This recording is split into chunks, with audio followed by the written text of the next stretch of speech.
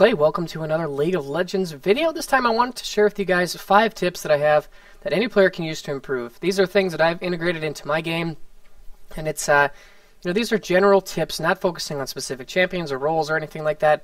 But these are things that any player can use, regardless of your skill level or your mechanics, whether you're in bronze or in diamond. I think that these things can apply and try to help you out. Obviously, if you're a newer player, this will probably be more pertinent, as probably some of the more experienced players are more aware of some of these types of things. But anyways, these are things that literally any player can use to improve their game. So first up, these tips, they don't depend on any sort of skill or knowledge or mechanics. With certain things, it's like reaction time and your ability to creep score. A lot of those things are developed skills that take time, take practice. But these tips are things that any player can use regardless of your skill level, where either you're level 1 or you're really good. And if you start integrating these as habits that you build into your game where you don't even have to think about them, I guarantee you will improve. So anyways, let's get into the first tip. The first one is buy 2 wards every time you go back. This is something that I have started doing. I've been playing a fair amount of mid lane lately, and I find that this is extremely helpful.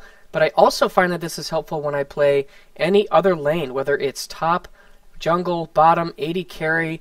I mean, with the changes to vision, I felt as if there are some games when you have much less vision because people are still expecting the support to handle the warding duties.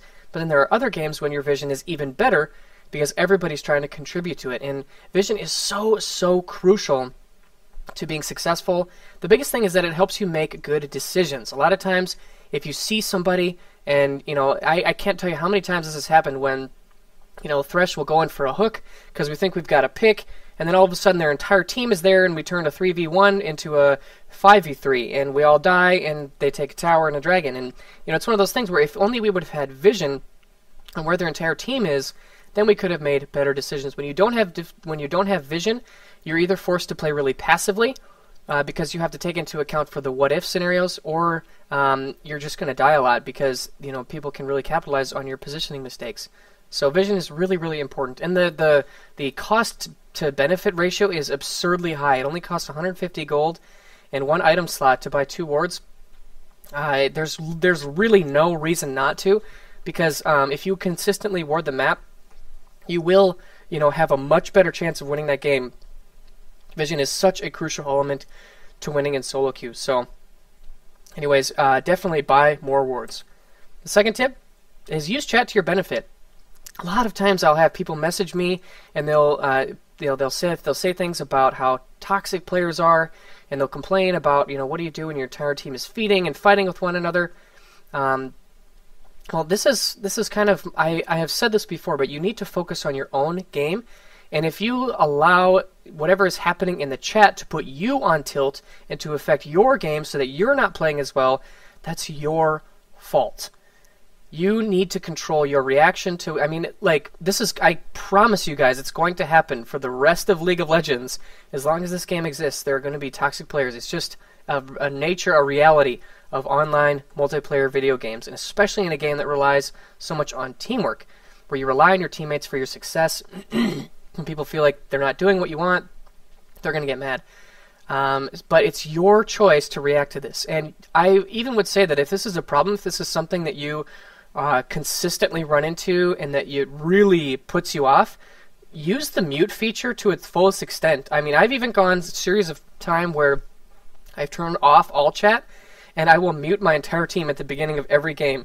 It's a little bit of a drastic step, but it's one of those things where if you're really fed up with toxic players, do this. I guarantee. Because there's no way for their toxicity to affect you because you can't read it.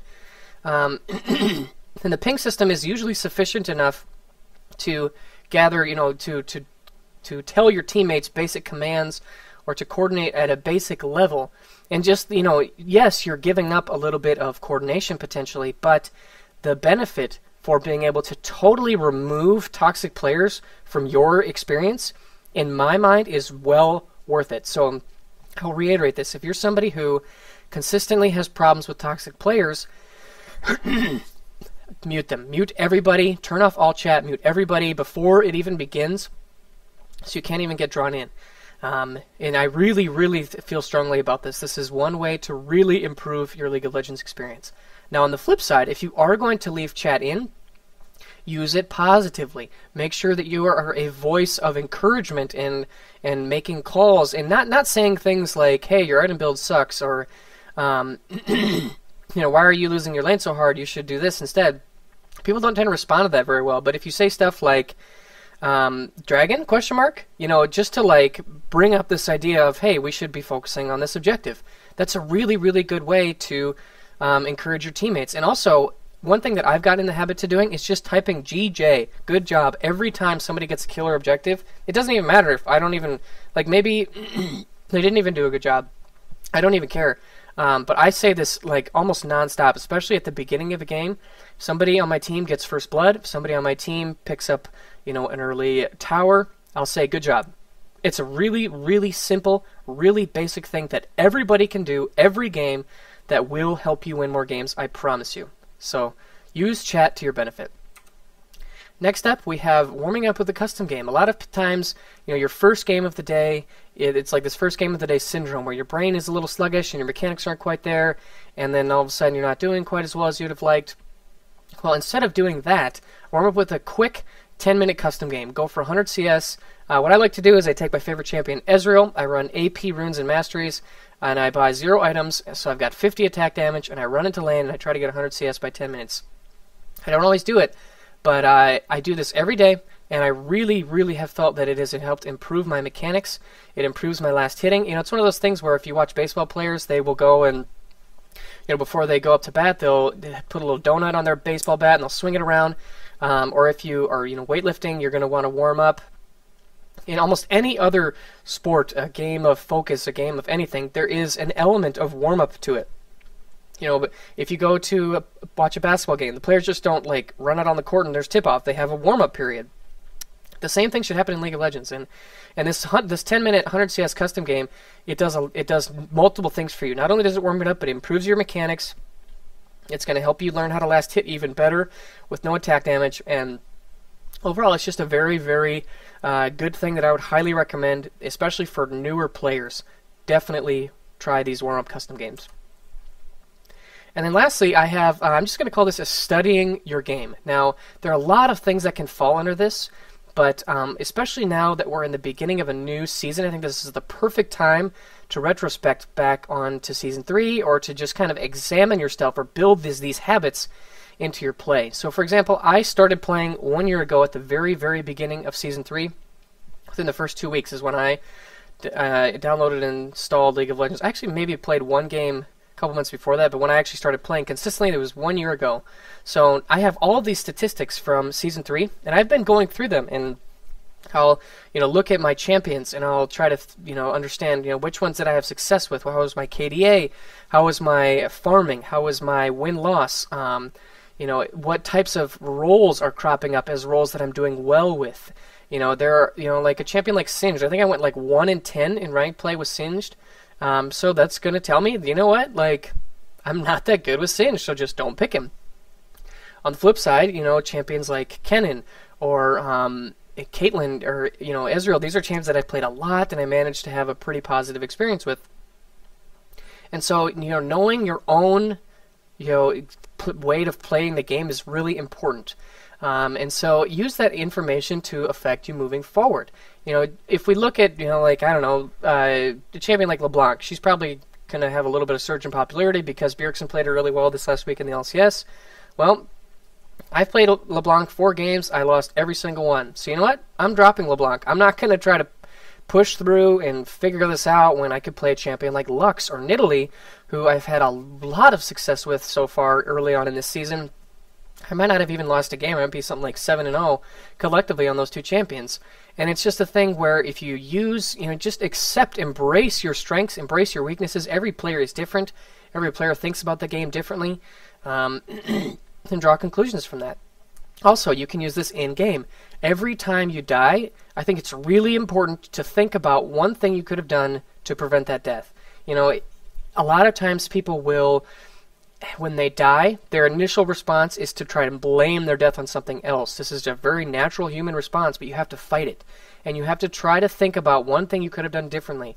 Well, what if I would have bought in 2 wards, going back to my first tip? That would have prevented that jungler gank. What if I would have used my flash to escape the thresh hook before it landed? Whatever it is, think about one thing you could have done differently to prevent your death there, and try to learn from it. Don't fall into this trap where you suddenly are making excuses, or even your mind, just wondering, oh man, that champion is so OP, with Riot, please nerf, or, blame it on your jungler for not ganking. Those types of things don't help you improve. This helps you improve. Focusing on things you could have done differently to prevent your deaths will help you to improve. And also, with champ select, improve your champ select. A lot of times, especially in lower elo, champions like, it's been a while since I was in bronze, but I remember like a Mumu, Shen, Malphite, these are like the OP picks that everybody bans. And now, you've got like, in my elo, it's like Dr. Mundo, Nasus, or, whatever. There will be people in your champ select who you say, okay, I'm going to go top, and they'll be like, oh, Mundo's open, you better pick him. And if that's a champion that you aren't as experienced with, don't listen to them, because playing something that is considered OP right now in the meta, but that you don't have a lot of experience on, is often not a good situation. Play champions that you're comfortable with, play champions you're experienced with, and use that experience to your advantage. If you know lane matchups, that's a huge advantage. I've played Ezreal into every single bot lane pairing that anyone could think of. I know which lanes I'll do well in, I know which lanes I'll do poorly in, I know which lanes I can trade well in, I know what skill shots to look at. You just bring all this knowledge to the table that is really going to help you out. It's going to help you get ahead when you have advantages. It's going to help you to prevent, snowballing behind. If I'm in a bad lane matchup, it's going to prevent you from that going as poorly as it could. So just knowing yourself, knowing, normals is the place to experiment, not ranked. Use what you're experienced and confident and comfortable with. Because especially for people who, if you watch somebody like Voyboy, he can play a different champion every game, and he'll crush with any of those champions. But that's because he's been playing this game for years and years. He's a professional. He's got professional level mechanics. Personally, I think a lot of you are just not on that level. I'm not on that level. I can't do that like Voyboy. I have champions that I do well on, and I need to embrace that. So anyways, those are my 5 tips. I hope you guys enjoyed this video. If you've got any comments or any other tips to add to fellow people watching this video, feel free to leave them down in the comment section below. If you're new to my channel, feel free to subscribe for more videos like these, and I'll see you guys again soon. Bye.